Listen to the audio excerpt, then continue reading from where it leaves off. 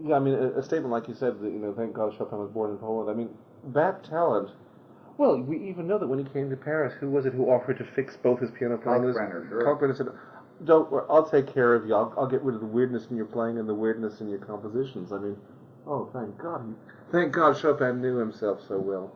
And so early. I know. And he was so progressive and such a revolutionary. I mean, he was one of those talents, a bit like Mozart, that was more or less pretty formed. I mean, it seemed to be, it's in the genes. I mean, it's just there. It's unbelievable.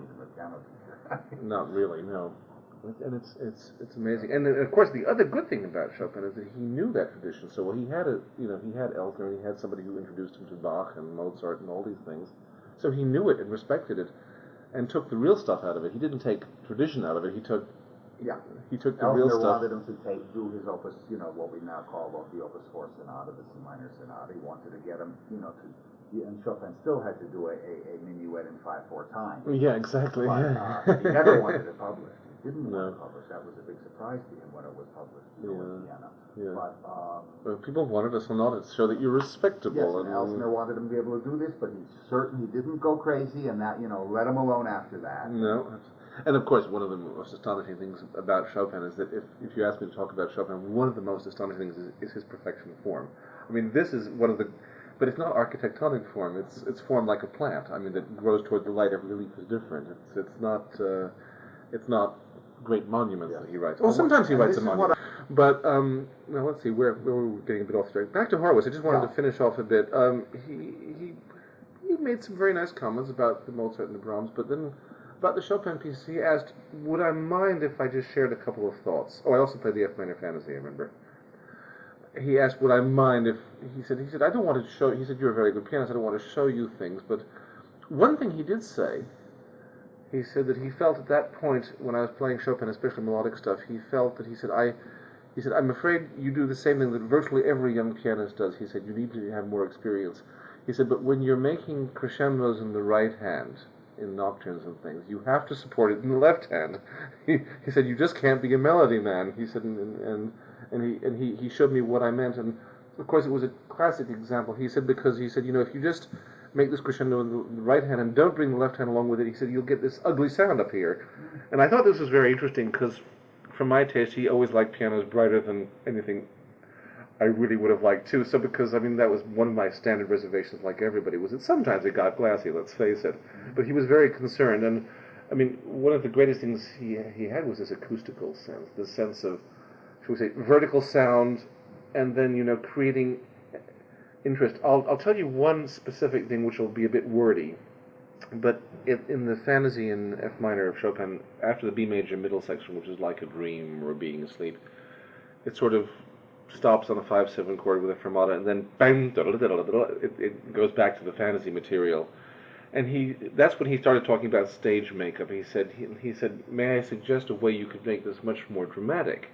He said, and he explained the need to exaggerate, which I knew was one of his philosophies, actually. And he said, in the pianissimo dying away, he said, let it really die away. He said, even blur the harmonies with the pedal a lot. He said, when you play very softly, you can blur a lot more without losing the harmonic intent. I mean, he was very conscious, this guy. I mean, this was not sort of, he wasn't just sort of... Just all instinct. It wasn't all instinct. There was a lot of instinct. Sure.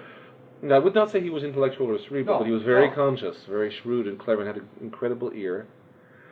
And he explained, and he said, you might even, he said, although I don't jump around a lot, he said, you might even just lower your head a couple of inches, just so that the audience will focus in and concentrate. And then he said, and then when you get to the 5/7 chord, he said, wait until you can't bear it anymore. But while you're waiting, build up the crescendo toward the sforzando. He said, and when you build up this crescendo, and when you can't stand it anymore inside you, he said, you knock this sforzato as hard as you can. You hit the piano. He said, and make sure your fingers are like steel. You give it a knock. He said, play the first 3/8 notes of the triplet with no pedal. And he said, then give a tremendous bass and put the pedal down. Tremendous piano lesson. Oh, absolutely. I mean, it's a great lesson. Take it or leave it, but it was phenomenal. And then he said, and then at the top he said, also, even though the harmony is the same, when you reach he said, get rid of the pedal immediately so that the bass enters with force again. He said, bring the listener's attention up to the treble and then surprise them by the bass. So I mean, that was just how I experienced his piano playing. I mean, he would actually architecturally lift your ear up here and then suddenly bring in something unexpected, or when he was down there, he would constantly voice and bring in the different characters, so that there was slightly, he was always concerned about the beginning impulse, that the ear would be grabbed. And this was a tremendous lesson, and actually quite close to what Chopin writes. I mean, we're not talking about major distortion here, we're just talking about making it even a little more thrilling and dramatic, and why not? It's a thrilling and huge piece. It's an epic piece. Of course it is. And so why not? It was very interesting. Let's see, what other things he talked.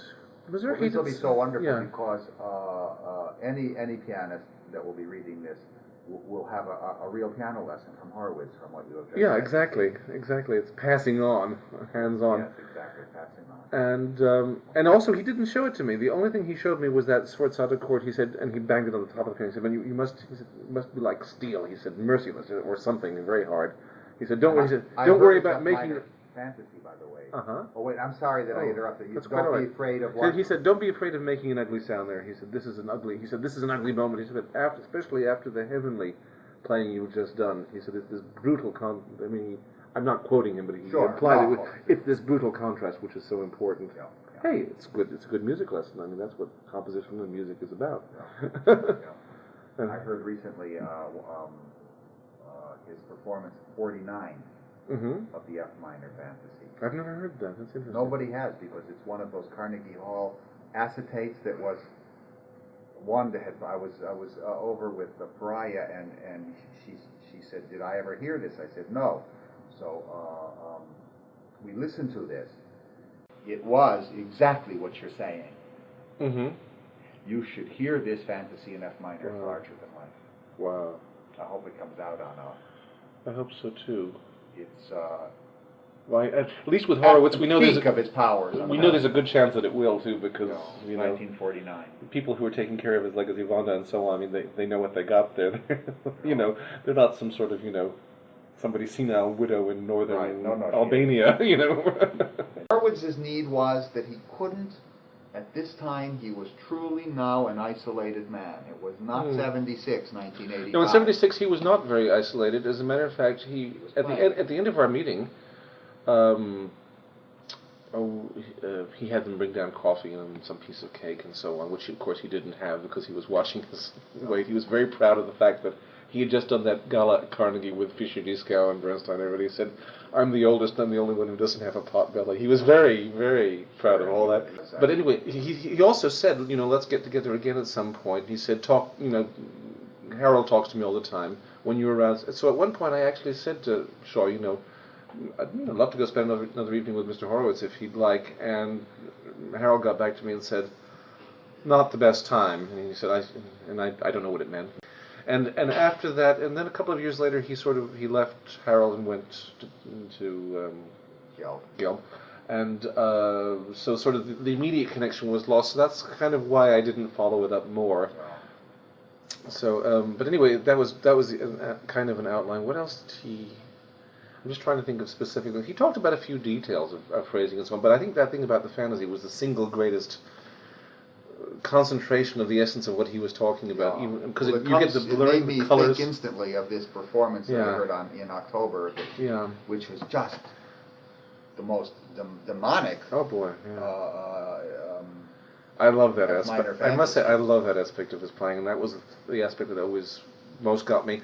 And needless to say, it's not that he was a lesser artist in '65 when he came back, but the body does get older. Everybody's does. And even Horowitz, who was still a great virtuoso, didn't have quite those reserves. Well, nobody does in their life. And especially when you have an artist like him. And especially an artist like him, who brought that aspect possibly to its maximum anyway. I mean, there were a few others, but who else had that kind of coruscating virtuosity? I mean, this is a pretty rare thing, Hoffman had it, Rachmaninoff had it, and Friedman and Busoni and so on. I mean, you're talking a pretty select group. That's one thing I wanted to mention, just in my own appreciation. It may not be apropos. It has to do with tradition and education. When I won the Chopin Prize, it was, well, that was a whole big deal, needless to say. But a guy called Jan Weber, who at the time was head of music for Polish radio and was that for a long time ago, a very cultured man who really knew recorded musical history, a very dry guy. There was a lot of gala concerts and interviews and celebrations and parties and God knows what, and he invited a number of the Americans, who he was very friendly with the Americans, he spoke English, and he liked us a lot. And he invited a bunch of us over, and he said to me very dryly, he said, well, now that you're the Chopin champion, he said, maybe you should like to hear some old recordings of how people used to play Chopin. He said, things I promise you wouldn't have heard. Because in 1970, let's remember, there weren't widely available recordings. That's right, there were. I did know Hoffman because I knew the IPL people. Right. And I had heard some Rachmaninoff, and that sort of gave me a whole other viewpoint into it, because for me Chopin was basically Horowitz and Rubinstein playing it and a few other people. And even the Rachmaninoff were not out until the anniversary. No, I just knew the old Camden Sonata, with which was stunning, of course. So he sat us down and he said, we all agreed that next Thursday or whatever we'd have 4 hours and go in the afternoon to the studios. And he started with Mikhailovsky and pianists I'd never heard of, Russians and Poles mostly, of course. He just took us through the great tradition, and we talked about it and what we liked and what we didn't like and what was sentimental and what was great and what was stunning. And of course, needless to say, I didn't realize at the time he had the order planned pretty carefully, so it got more and more and more overwhelming. And of course, by the time he brought out Friedman, I mean, we were just drooling in the aisles because we had never imagined. I mean, I had read about the E-flat Nocturne because Schoenberg wrote about it. But to hear it and experience it, this is to enter another world entirely. I mean, of interpretation that nobody had ever heard. I mean, I can't say it's the best thing I ever heard, but nobody touched. It's a world that's totally different. And he had a lot of Hoffman, and he did play the F minor ballade from the Casimir Hall recital. Speaking of demonic and crazy. And at that point, having heard everything else, I had heard that F minor ballade and had rejected it previously because I didn't get it, and it's pretty extreme. That's strong medicine. Perverse. I mean.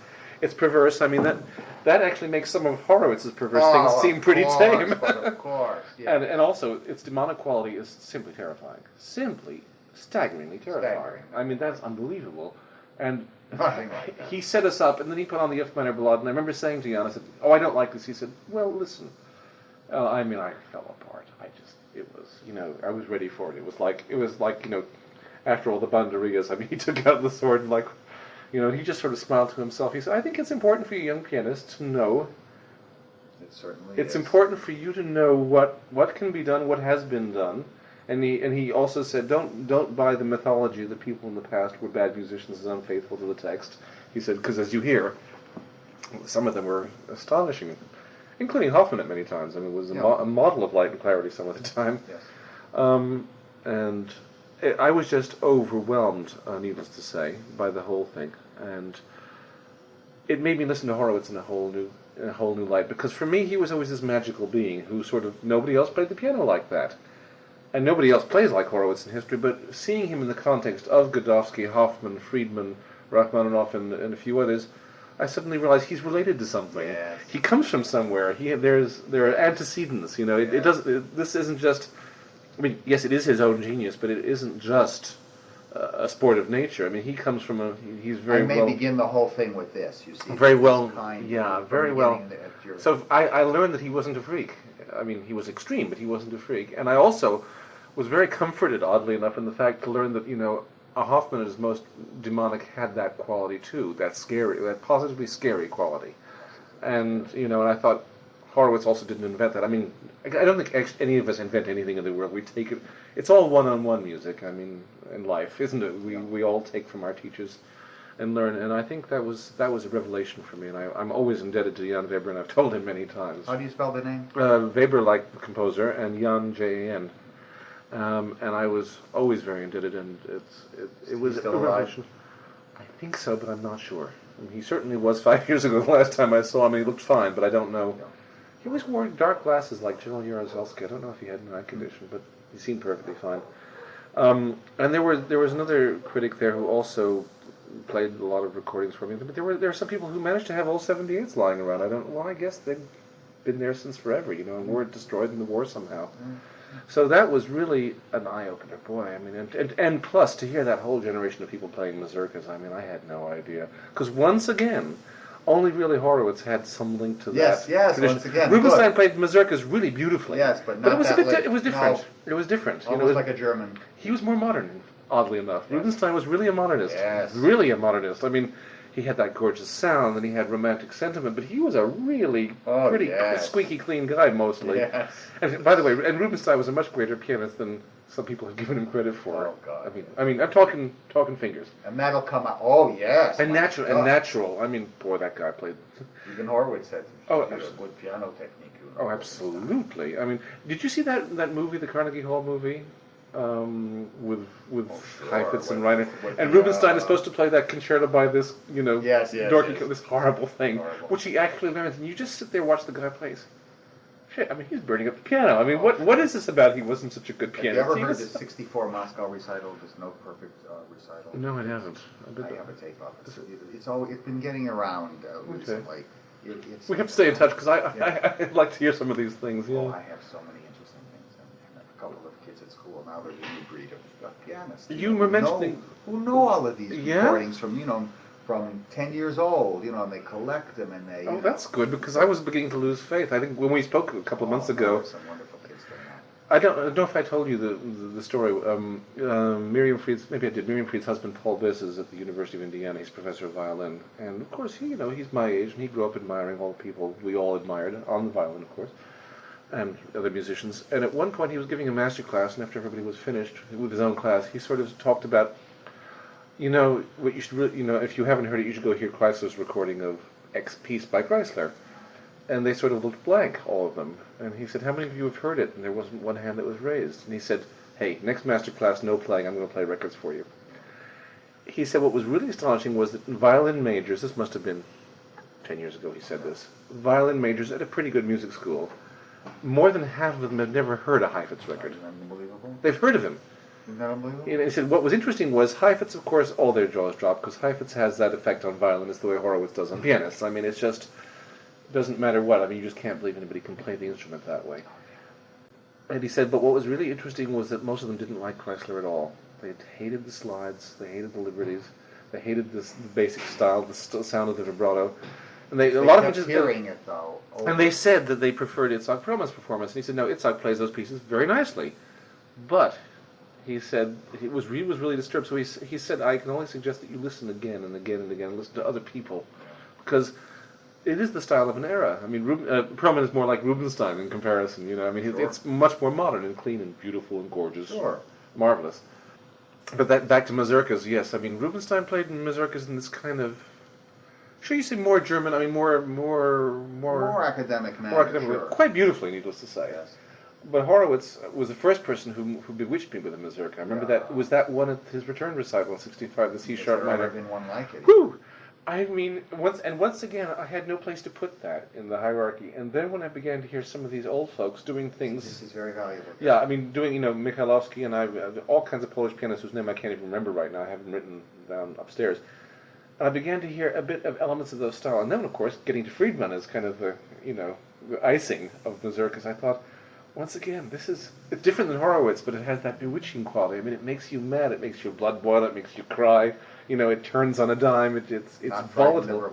It's volatile emotionally, tremendous. Rubato that's so free it doesn't have rhythm, and yet rubato that also sometimes has such clunky accents. I mean, the range, the variety. This is really tremendous. And you look in Chopin's mazurkas, and it's not that far from what's written down there. I mean, a lot of those accents and the basses are written there. A lot of the Luftpauses are implied by phrasing. I mean, Chopin is so damn difficult because it's virtually impossible to realize what he's written on the page, because it's almost like he's left you a series of invitations rather than commands. That's one of the best things Brendel ever said about repeats in Schubert.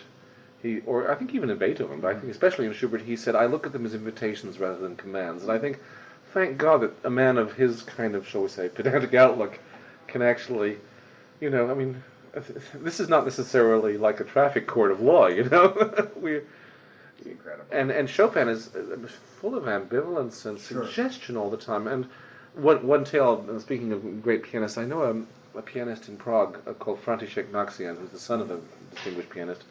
And he's kind of palsy with Richter. Whenever Richter is in that area, now that he can travel to Vienna and places, they just spend time together. Does Richter live in Vienna now? I don't know where he lives. Maybe he does. But in any case, he was telling me a few tales, and because Richter's not a person we read about in interviews, but he's also one of the major characters, and sounds like in many ways an endearing person. I mean, very intense, but very endearing.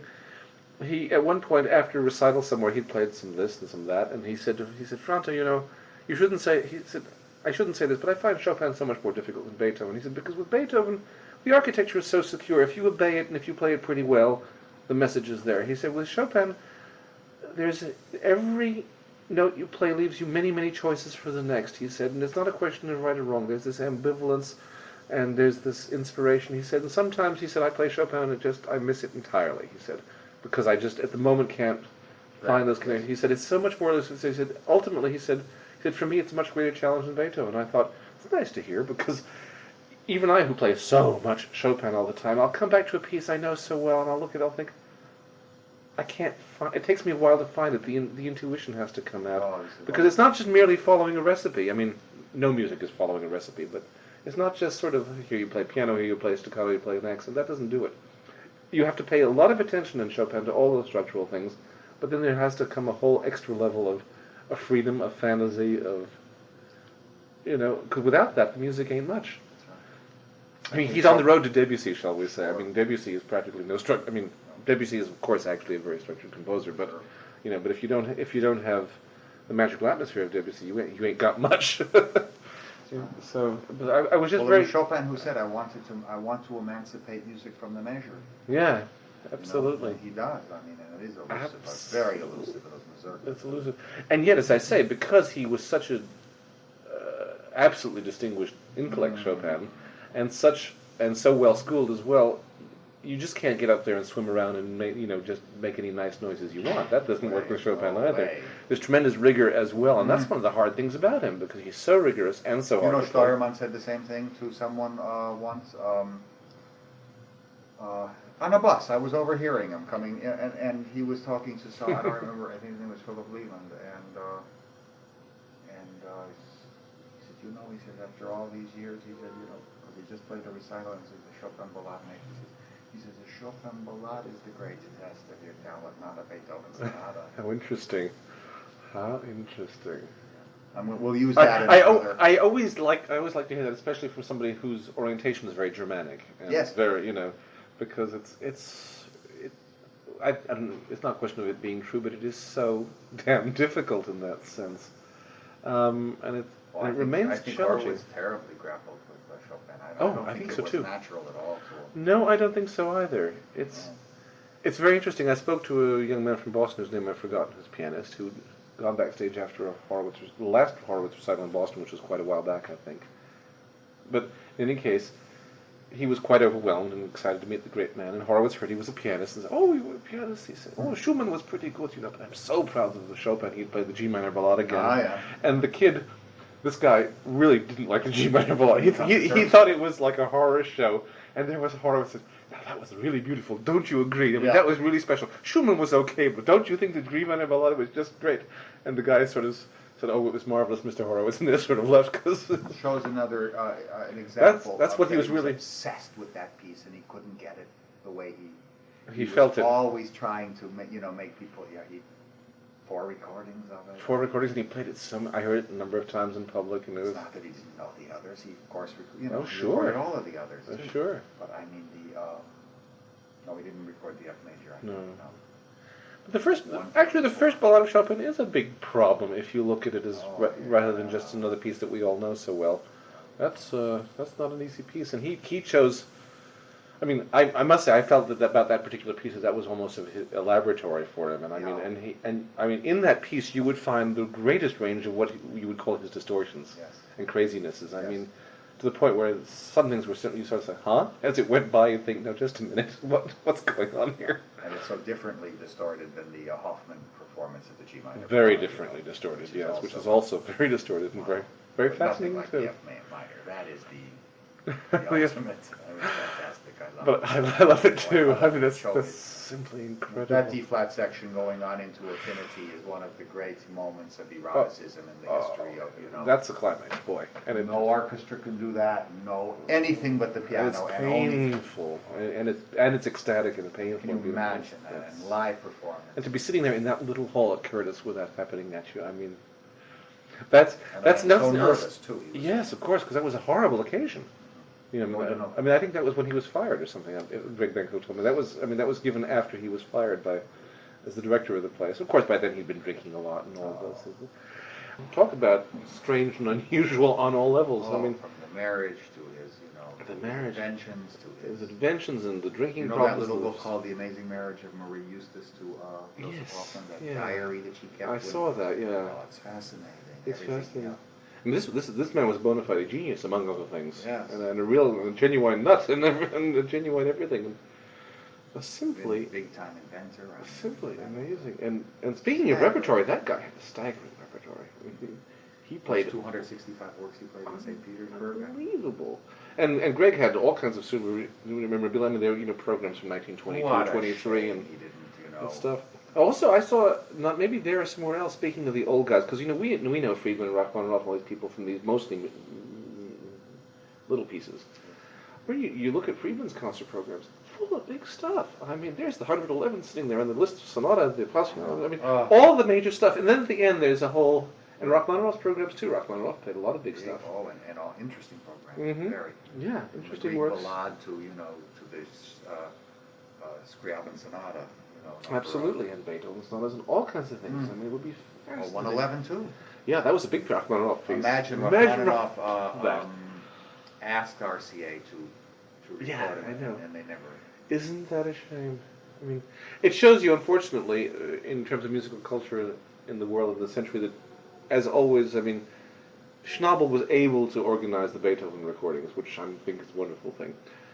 And on this side of the Atlantic, there wasn't such a thing that could be done. I mean, Schnabel had trouble selling that idea too. I mean, it was a subscription society and everything. 500 sold. I know they said it would never fly, but somehow it managed to get done. And it's a shame that an artist as popular as Rachmaninoff, that Victor didn't take the risk, because his name on the record would have sold a lot of copies. I think, Oh, definitely.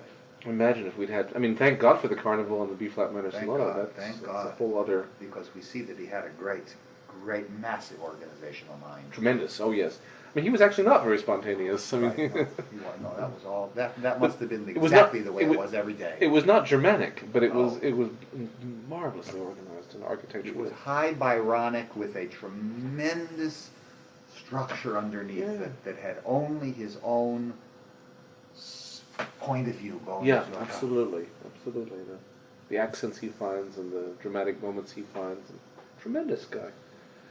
Yeah, good old days. Well, we're at the end of the 20th century, Garrick, and you're going to have to uphold a lot of stuff. Because well, I'm honored that you think so, but I also feel sometimes feel like, boy, and I discuss this with many of my colleagues who are my age now, you're talking the extremely young middle 40s. We're the kids. We still feel we are. You are. Yeah, I mean, I studied with Sasha Gordinsky at Juilliard. He studied with Joseph Levine, for starters. I worked with Olga Barabini, who has studied with Arau, and we know who he studied with. I worked with Irma Volpe, who studied with Schnabel. And, my first teacher studied with Cortot. I mean, I actually heard people play notes on the piano to me who were shaped in that musical environment. Yeah. I mean, and the overwhelming. Well, you'll hear it when you do a late Chopin nocturne. Yeah. Thank you. When you played at Avery Fisher, I think you played. This was quite a few years ago, 6 years ago, maybe. Oh, I did the Opus 62 nocturnes. Yeah. They were exquisite and in that shaping, and that I think you played the Debussy, some Debussy. That's right. I think maybe Brahms Handel on the. I have a that's wonderful right. memory for you. Sure do. Haydn Sonata. Yeah, C major. My God. Yeah, because I hear like a hawk. Yeah, so you do, if it's well etched, yeah. I remember the actual programming. Yeah. I kind of do the same way too. Yeah. I don't remember after the nocturnes. I finished with the A flat ballade, and that was it. I don't remember it at all. It's interesting. I go up to that, and that was where the high point was for me. Thank you. And they were shaped so exquisitely. The Opus 62 nocturnes, right? Yeah. Both. I do them as a pair. Yeah. That's actually. It's interesting with. And it was very rarefied playing. Thank you. Yeah, I mean, and this is the kind of Chopin playing I want. Yeah, yeah. I don't want It's pretty that rare. bone stuff. It's pretty rare, actually, in this world today. I was talking. What was it? You may get criticized for that. It's okay. I do sometimes. Doesn't bother me a bit anymore. Thank God I have enough success. I don't have to worry about it. I was talking to Janina Fialkowska the other day because we ran into each She has a other. very interesting one. She sent me one very interesting. Yeah, I don't know her very well, but we've known each other for a long time, and we both studied with Gorodinsky, and we just ran into each other. We just talked for a few minutes, and she said, you know, you really got to keep playing Chopin a lot. She said, because there's almost nobody who's doing it decently these days. She said there are a couple of people, but very rare. She said it's one of the worst. it's really. She said 20 years ago it was much better, and then we were talking about our teacher Gorodinsky, who, I mean, he had lots of advantages, and he was very limited in many ways. But on the other hand, the single thing that I remember more than anything else of anything he said or did was when he would sit down and play for me, and I would hear that sound that I could only call golden, which is that old-fashioned Russian school thing. It was golden. I mean, I never heard him play a whole piece through, and he wasn't playing in public, and I know his records aren't particularly inspired, and all that stuff. Doesn't matter. There were moments of inspiration, and that was worth so much to me, and I and all those people who studied with him heard that firsthand. Now, I can play for other people, and they can hear something that might be very beautiful and impressive, I hope, but that's the sound of an era, you know? That's what he learned from Mr. Levine, and he learned it here. Levine had it. Oh, golly, no kidding. And that's something, and there's a whole generation of people like me who grew up with teachers who are now mostly dead. You know, and not that there aren't good teachers who also studied with those people, but those were people who were actually doing that stuff, and they were playing it, you know. There's plenty of room for intimacy even in the Forscherzi. Oh. And I know I'm getting ready to record them in June, and really? I have gotten... You're doing all the Chopin works now, aren't you? Yeah, slowly though. Last summer I had a session scheduled last August, and I really began working at them in May and June. And by the beginning of July, I was so excited. I said, they're not going to be ready in August, even though these pieces I played my whole life. I said, I'm so excited about these pieces that we just have to postpone the session. And so then we had another session which Arabesque had to cancel because of their reasons, and so I'm getting them up again for June. There's a lot of intimacy. There's tremendous. The full range is there. They're tremendous works. They're wondrous. I just got so excited. I mean, more excited than I've ever been about them. I couldn't contain myself. I just think which is, you know, fantastic. yeah. But Anyway, keep you. yeah, and I should do stuff, and you should probably do stuff too.